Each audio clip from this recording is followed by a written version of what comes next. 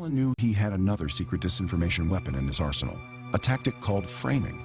Many believe that the worst damage from Soviet intelligence operations against the West has been the theft of highly classified secrets. In actuality, the worst and often irreparable damage done to the free world has been caused by the Kremlin's disinformation operations, designed to change the past. In KGB jargon, changing people's pasts was called framing, and it was a highly classified disinformation specialty. Both Lenin and Stalin successfully purged millions of rivals, opponents, and uncooperative citizens by framing them as traitors or Zionist spies. In 1945, Stalin decided to use his disinformation machine to take control of Eastern Europe. Nazi sympathizers were considered the most vile people at that time, and to be framed as such meant to be ostracized, arrested, or to be sentenced to death. Huge crowds such as these shown here gather in the square before St. Peter's in Rome, where His Holiness Pope Pius XII speaks to them.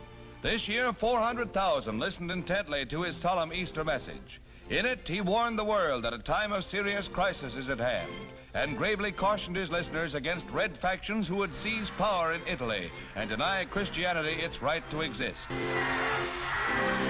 He despised the notion of communism, and he despised the notion of godless countries. And so he was the enemy, the supreme enemy. He knew what communism meant, and it brought the church to its knees wherever it was, brought people to their knees. For Stalin's plan to succeed, he knew he must destroy one of his greatest enemies. The church within those countries was his next target. The war between communism and the Catholic Church is almost as old as communism itself.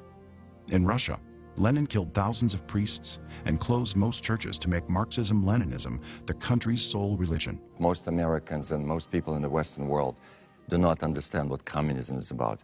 Communism is first, way before economic system, is a religion. It has a God, his name is Lenin.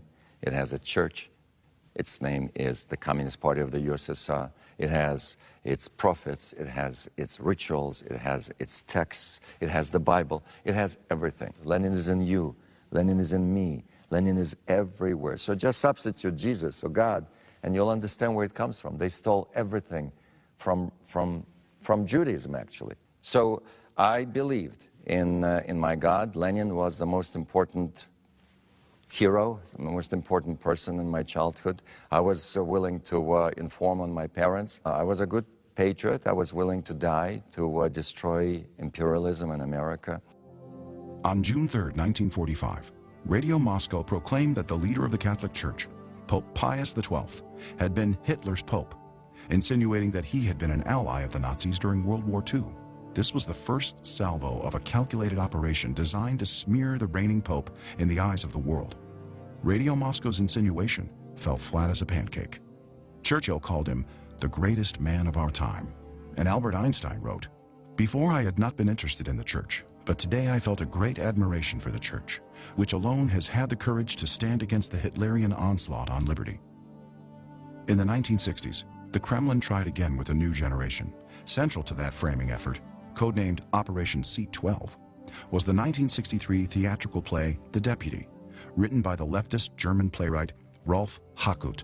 It had the KGB's hands all over it, and it proceeded to promote the idea that Pius XII was Hitler's pope. You plug in, it's not just a play, but it's the whole Soviet disinformation mechanism behind the play that's promoting the play, doing books about the play, having the play translated and produced, and making kids in high school in the Soviet Union and other satellite nations go see it each year. This man is in ground zero in Rome, surrounded by hostile forces. No one seriously doubted where the Pope stood during the war. This all came up afterwards, after the Soviet plot came in, beginning in 1963, with the play The Deputy. They used the network of the Roman Catholic Church to save Jewish lives. Every rectory, every convent, every school throughout Rome became a sanctuary for Jews. In Rome, they saved about 8,000 Jews that way, and had one of the highest percentages of anywhere people being saved. There are a lot of testimony from Jewish people who say, you know, I was there, or my relatives were there. The Concordat that was signed with Germany enabled the church to save converted Jews. He was infiltrated by spies and still managed to save Jewish lives, which were not part of his flock. How the world came to change its opinion of him is outrageous. The Valkyrie attempt on Hitler's life, 1944. We have the documents of the Kaltenbrunner report. It names Pacelli and his secretary Lieber as co-conspirators. Why? Because they were. They actually said that they would not interfere to negotiate a peace unless Hitler was dead. He was hailed at the liberation of Rome, at the end of the war, at the time of his death in 1958. There are letters that the Holy See was inundated with letters and tributes and thanks and stuff, and everyone, and that's 1958. By 1963, he's a villain. How does that happen? Well, it happens because it was an orchestrated campaign.